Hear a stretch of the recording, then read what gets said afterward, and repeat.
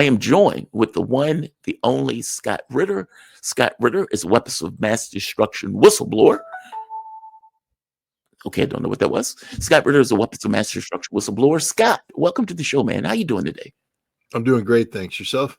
I am doing great. I am better that you are with me.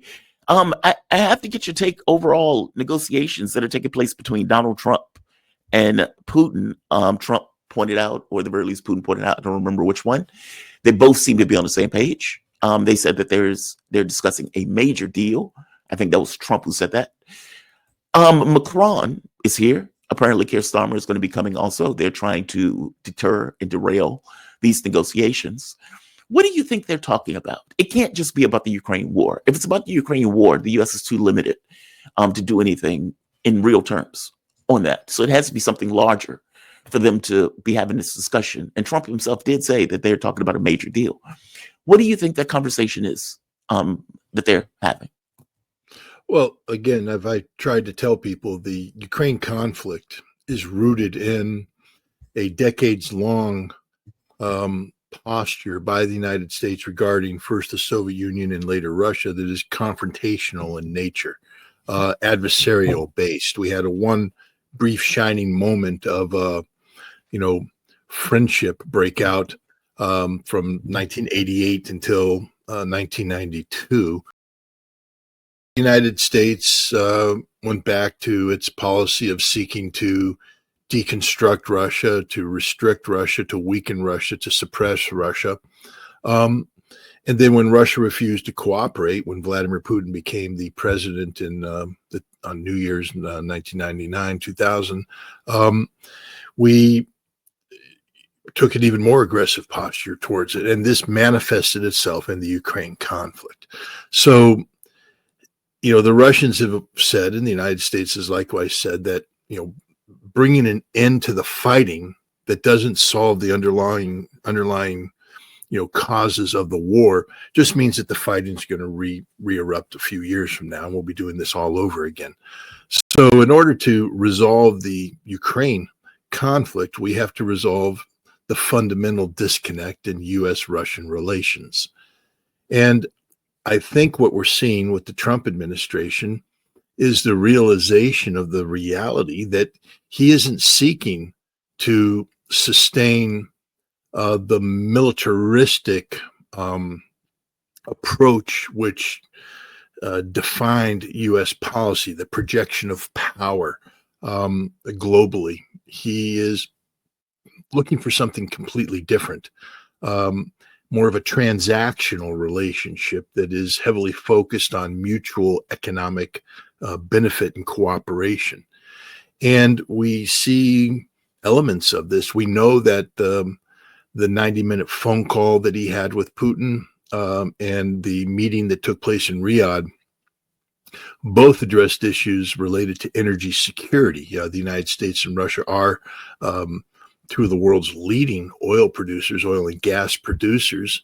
And rather than view each other in a strategic competition that is a zero-sum game, they're talking about how they can work together to manage energy prices so that you have stability in the energy market. This is the kind of conversation that's never taken place between the United States and Russia. Normally it takes place between the United States and Saudi Arabia. But they're even going beyond that. Trump is breaking the paradigm of what normally constitutes security guarantees. Traditionally, security guarantees are military-based, saying, look, we will put troops on your soil, we'll commit so much military resources to provide military backup for you in case of anything bad happening.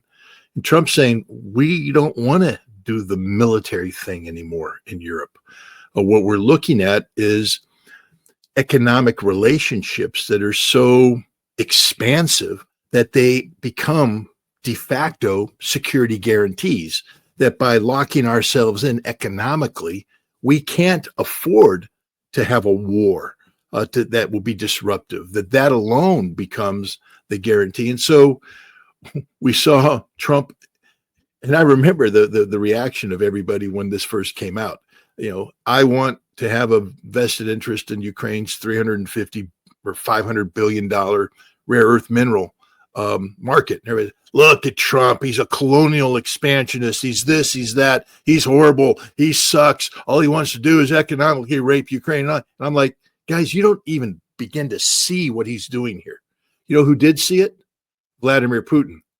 Because yesterday, Vladimir Putin came up and said, hey, conversation you have with Ukraine, that $500 billion thing, we got $7 trillion worth of rare earth minerals, and we'd like to cooperate with you. And guess what else just happened? In Africa, the Republic of Congo said, yeah, we got a couple $1 trillion worth of rare earth minerals too. We got M23, this terrorist organization running crazy. Everything's gone insane. We'd like to have the United States, China, and Russia come and jointly exploit this together economically, and that would become a joint security guarantee. The world is being redefined. I keep telling people, don't come at me and compare Trump to Biden, or compare Trump to Obama, or compare Trump to Bush, or anything else past. That was all deep state oriented. That was the establishment defining how America interfaced with the rules, generally through the vehicle of the rules-based international order. The Biden administration was at least honest enough when they promulgated their national security strategy document to say that the number one thing that drove America's national security was the continuation and sustainment of the rules-based international order. Trump, while he campaigned, said the greatest threat to American security is the rules-based international order. That is a deep state-driven methodology, and Trump is deconstructing it as we speak. So I will not tolerate. I have zero patience for people who want to play the game of, yeah, but Biden, yeah, but I don't care. And neither does Trump. He's not having that conversation. He doesn't give a damn what Biden did. He's saying that's over. We have reset ground zero in terms of how America defines itself. We are deconstructing. If you don't think the deep state is being deconstructed, try and pick up the phone call, all you deep state journalists, and call your FBI contacts and your CIA contacts and your national security contacts. The ones that leaked all that information to you over. They are shredding documents as we speak, lawyering up, because they're going to jail. Every single one of them. They are a threat to the national security of the United States, as defined by the sitting president of the United States. And he is not relying upon, the James Comeys and the Christopher Wrays and the deep state FBI establishment, or the, all those Department of Justice attorneys that would, hear a president say something and then do nothing, because that's what the deep state does. He fired them all. They're gone. They're finished. Kash Patel, Dan Bongino, they're coming in, man, and they are running the FBI. It's over for the deep state. Finished. And as a result, how we interface with the world is completely new. This is something that's never. I just got off. I was just I just did a conference call with a think tank in Russia talking about Africa relations. And they were shocked what I said, but they were smiling because nobody knows right now what Trump's policy on Africa is. And I told them that not even Trump knows. But I can guarantee one thing: it won't be anything like past policies. And so we are literally looking at a completely new paradigm on how Trump interfaces with the world. And this relationship with Russia, and there's no guarantee this is going to work, Jamal. I mean, we still have to solve the Ukraine problem. I'm optimistic, but I don't want to count my chickens before they hatch. Right, of course. But this approach is fundamentally different than anything we've ever seen before in the history of the United States. I mean, everybody who's alive today understand this. No matter what you think of Donald Trump, when the history books are written and your grandchildren read about this, you were alive during this period of time. This is as historic as it gets. This is about like being alive during the original American Revolution, during the American Civil War, during FDR's transformation.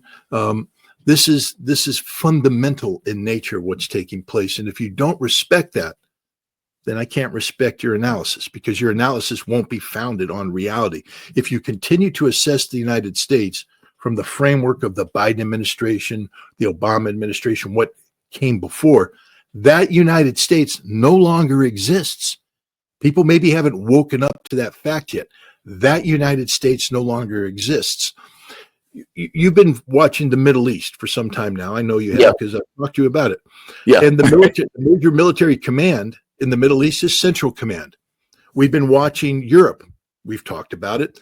And the major military command in Europe is European Command. That's the American command that runs NATO. We also have, out of Stuttgart, Germany, Africa Command. Ask the Pentagon how much money is being allocated to sustain these three commands going forward. They don't know. They don't know. No, they're cutting them. They're cutting them. They're eliminating them. They're reducing them. The United States is no longer playing the game. The two priorities for the Pentagon as they move forward with their 8% reduction per year for the next 4 years. That's a 40% reduction in the Pentagon's budget without any guarantees from Russia and China that they're going to do the same. Trump has said, cut it 40% in 5 years, 8% every year. And right off the bat, the cuts are coming from the de-emphasis of Central Command, European Command, Africa Command. Wow. The world is changing. We are focused on homeland security and the Pacific.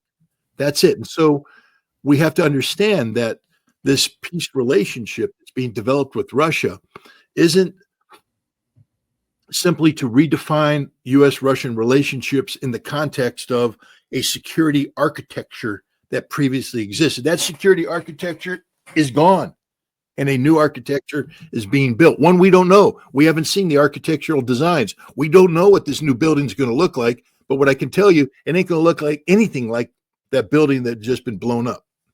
Yeah. No, that's a really good point. I mean, I've never seen anything like this. I will say that. It has been a shift in U.S. foreign policy almost overnight that Donald Trump is taking with him. As I pointed out, the negotiations, he's talking about a major deal. And as you pointed out, that deal goes beyond just ending the war in Ukraine. This is Mark Root. I want to get your take on this. So we are at the 3rd anniversary of the invasion of the special military operation. I want to get your take on what Rudd is saying. Ukraine continues to endure with courage that does not falter, hope that does not fade, and a spirit that cannot be broken. NATO has stood with Ukraine throughout Russia's brutal war of aggression to keep the flame of freedom burning. We have kept Ukraine strong by providing arms, equipment, and training. The bravery and resilience of the Ukrainian people are an inspiration to the world. NATO will continue to support and stand with Ukraine and help it through the challenges ahead to ensure this war can end with a just and lasting peace. I'm going to stop there in this clip because my tolerance for listening to these guys is very low, if I'm being bluntly honest with you. Give me a take on that. This idea that, well, we're going to stand with them regardless. The U.S. is clearly taking a different tack, saying to make this clear to the audience. Yesterday, in the United Nations, a UN resolution was being crafted by Europe. The U.S. refused to sign on to that resolution condemning Russia for the invasion, meaning they would not sign on to it. Europe is isolated. If the U.S. puts out a resolution effectively saying we want a peaceful settlement to the war, most of the world will most likely sign on to it. Europe will most likely abstain. They're isolated. He is saying this, wearing no clothes to say it. If America is not backing him, right? I mean, like, what am I missing in this? Europe, I guess the question is, does Europe really have the capability to support this war if the U.S. pulls out? And is this just posturing by the NATO representative, knowing full well that his capability of doing anything is undercut if America pulls out? Jamal, remember, this is Trump's second time being elected.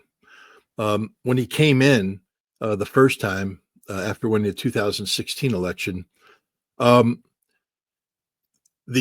our NATO allies in Europe worked with the deep state, with the establishment, many of whom were brought into the Trump administration to nullify Trump's predilection towards dramatic departure from the norm. And as a result, Trump, got NATO, said, well, you have to, more, we need more from you, more defense spending, more this, more that, etc.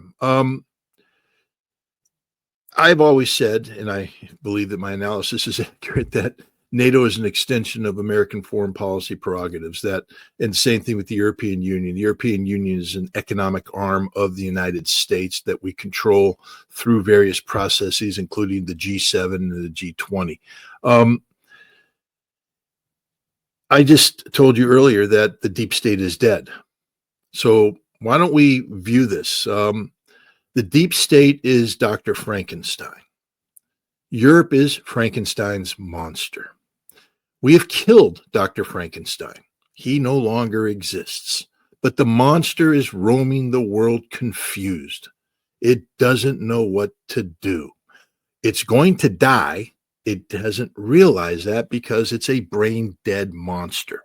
So it's on full automatic, and it will continue to pump out empty speeches that mean nothing. They will continue to posture in a way as if they are backed by a deep state that no longer exists.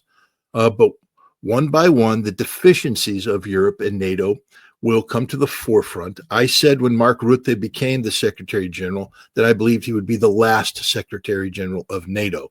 And I am very confident in that analysis. NATO is a fundamentally flawed organization that has no future because it has allowed itself, thanks to the deep state, to define its central mission as being focused on confronting a Russian adversary. And if the United States, the most powerful and important member of NATO, without which NATO cannot exist, has decided that Russia is no longer an adversary, that we will have a more rational relationship based upon cooperation, not confrontation, then NATO no longer has any justification to exist and will fall apart because no European nation or group of European nations can afford to sustain NATO in its current posture. But Mark Rutte, poor little Frankenstein's monster, doesn't know any better. So he goes out and he issues stupid speech after stupid speech, just like Kallas, the foreign minister, stupid speech. Ursula von der Leyen. Stupid speech after stupid speech. Now, there are the minions of Frankenstein out there who are trying, Macron, he can think. And he's like, I got to fly to Washington and I've got to hold Donald Trump's knee in a very disturbing manner and make secret signs and try and convince him that what he's doing is wrong. And if you saw Trump just could care less. At one point in time, Macron is actively leaning away from Trump because there's no agreement between these two men. Trump could care. Look at the one, I always think it's good to. I'm sorry, Scott. I was running it in the background. Please continue. I'm sorry. No, I'm just look at Trump's absolute disdain. I mean, this is a man he's not engaged. He doesn't care what Macron is saying. He's going through the motions here, and he will do the same thing with Starmer. What did Macron get coming out of this? Nothing concrete at all. And he knows that Trump is just going to move forward. The most important meeting is the one that's going to take place very soon between the foreign ministers. And that meeting is, to set up an even larger meeting between Putin and Trump that will solidify this grand new relationship. So, I mean, like you, my stomach is turned when I see Mark Rutte, Ursula von der Leyen, Kallas, and others speak. But I've learned to, coat my stomach with the Pepto-Bismol of reality, which is these are simply Frankenstein's monsters who don't know any better because they were programmed to do this by a deep state that no longer exists. Europe cannot sustain the conflict in Ukraine on its own. That is a 100% guarantee, and even the Europeans know that. You keep hearing Starmer and Macron talk about we have this military force. but the caveat's always with an American backstop. And Trump Right. just said, there ain't going to be an American backstop. You guys are truly on your own, which means you're wasting my time. There will be a settlement on Ukraine. That settlement will be crafted between the United States and Russia. Ukraine will have no part in this, and neither will Europe. Zelensky recently, the Rada, refused to, let's say, recognize him as leader of that country. I mean, as you know, martial law has been declared. Zelensky has made this argument that, well, we can't have elections because we're in the middle of a war. And when European leaders go for the anniversary, they go with this idea of, okay, well, Trump is saying that Zelensky is a dictator, so we are going to get the Rada, the Ukrainian parliament, to validate Zelensky's rulership, his leadership status. The Rada refused to do it. They voted down the measure that pointed that Zelensky was still in charge. That looks horrible. So is Zelensky going to be able to be an impediment for this? There was an article in the New York Times, one of the leaks out of the Trump administration said Zelensky should take his money and go to France. Which is funny. Yeah, it is funny, right? Is he an impediment to this? Is he going to be dictated his terms? Meaning, is it going to be Trump signs a deal with Putin and it is given to Zelensky to sign? Or is Zelensky going to be able to, let's say, be a fly in the ointment in this? Because he seems to want to stay and wants to be a part of something associated with this. I mean, Zelensky has gone so far as to say, well, yeah, I know I passed a law saying that we can't negotiate, but Zelensky, can negotiate. Is he a fly in the ointment? My understanding is that the Rada didn't vote down the measure. They just failed to get enough votes for the measure, which means the measure did not pass. Yes. Yet this morning, they actually held a vote where there was sufficient votes received. So there was heavy browbeating. That was some serious browbeating overnight. I'm sorry. Yeah, I think the point is that Zelensky is a dictator. And what happened is those parliamentarians who failed to appear for the vote were visited by men in uniforms who said, you can vote or you can go to the front. Your choice. And they went, oh, we vote. And so they voted. But it's a meaningless vote. It doesn't change anything. As you said, it was all theater for the European audience.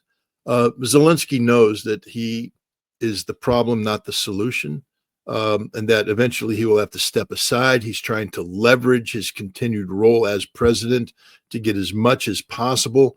And I think the realization is that he's going to get nothing. He has folded on the issue of NATO, saying that he could step down as president, even if there is no NATO guarantee. But nobody's listening to him anymore. The United States isn't listening to him anymore.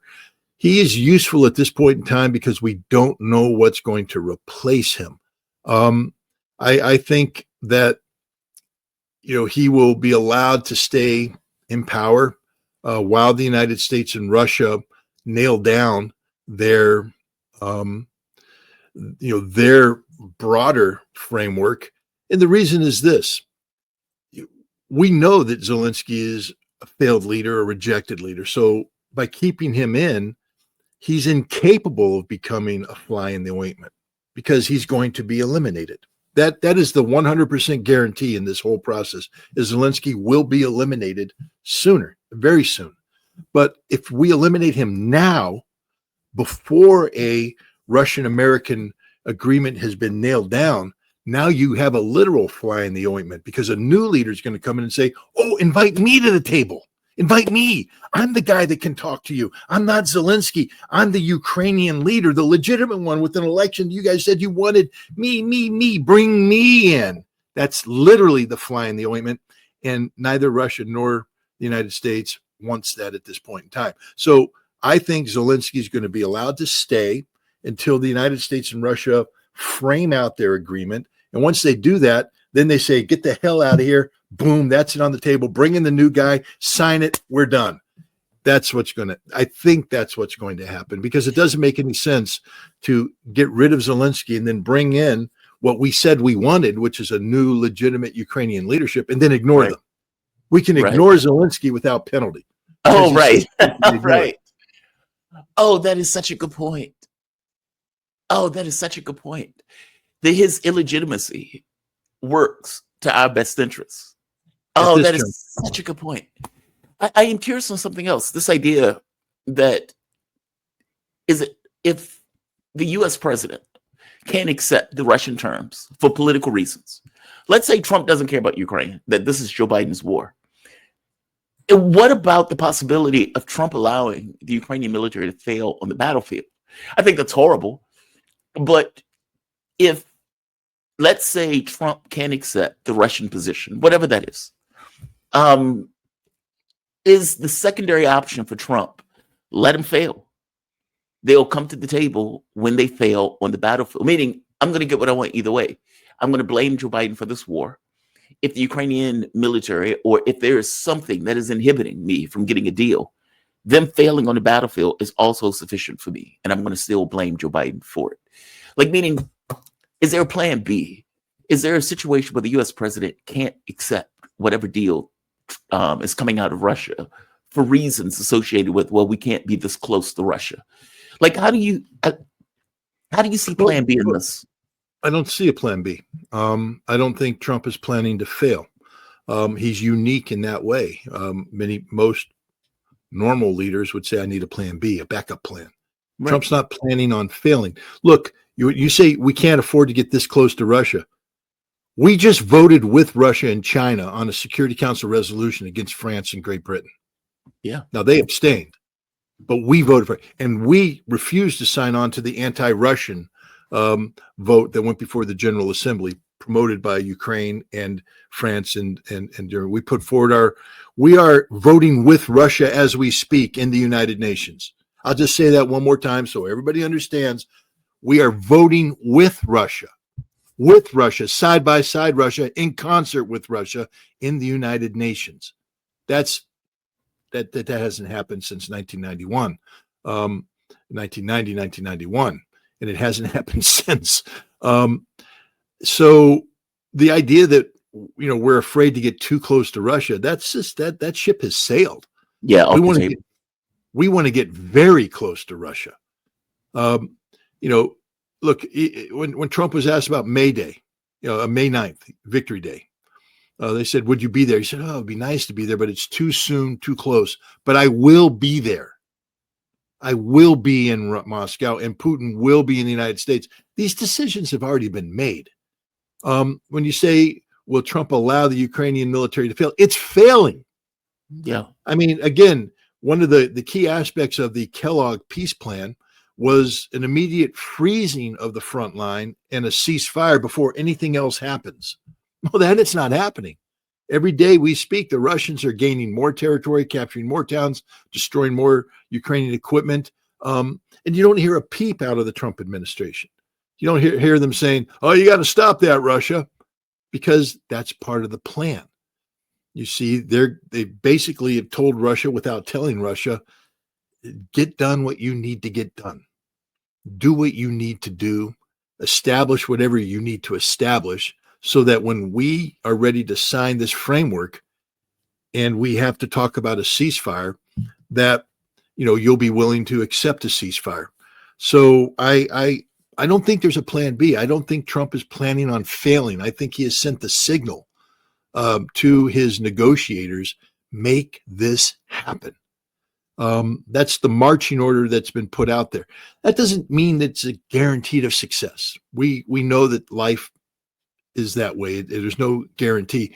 But Trump doesn't appear, if you listen to Steve Wickoff, who has appeared out of nowhere to become the new Steve Kellogg, he's just basically saying this war started, it wasn't Russia's fault. I mean, the whole mindset is completely different. Russia didn't start this. No pressures were put on Russia. Russia was reacting. We sort of understand why Russia did this. Yeah, I mean, I love Jake Tapper's face, because Jake Tapper can't bear to hear anything that is realistic and common sense based. It's not propaganda. But the United States has already conceded to Russia almost everything Russia wanted. The devil is in the details. But the United States isn't going to sit there and allow Zelensky to screw this up. denazification is something that will happen, but the answer to that is through constitutional changes that outlaw these right-wing political parties. There will be an election in Ukraine, and I think the United States understands that Russia has a greater say in this election than, say, Europe. Europe is the enemy. Europe is the problem. So a lot of these issues will resolve themselves. The devil is in the details, but I think the details are being written as we speak. And the offset, because everybody keeps saying, well, Trump is conceding too much to Russia. But the offset is Trump to say, guys, we just gained access to $7 trillion worth of rare earth minerals, that it will fundamentally redefine America's economy going forward. Imagine if he told the American people, I'm just spitballing with you here, but if he said, we've made enough money off of these rare earth minerals that we can eliminate the income tax, that we can, cut back dramatically property tax. You hear people talking about that. I'm just spitballing here. James Carville famously said in 1992, when he was managing Bill Clinton's campaign, it's the economy, stupid. Donald Trump knows this better than apparently any other politician out there. And that's why his solutions to global problems aren't military based, but economic based. And the transition that will happen in terms of income streams, income distribution, et cetera, is going to be revolutionary in scope and scale. What you thought America was will never again be.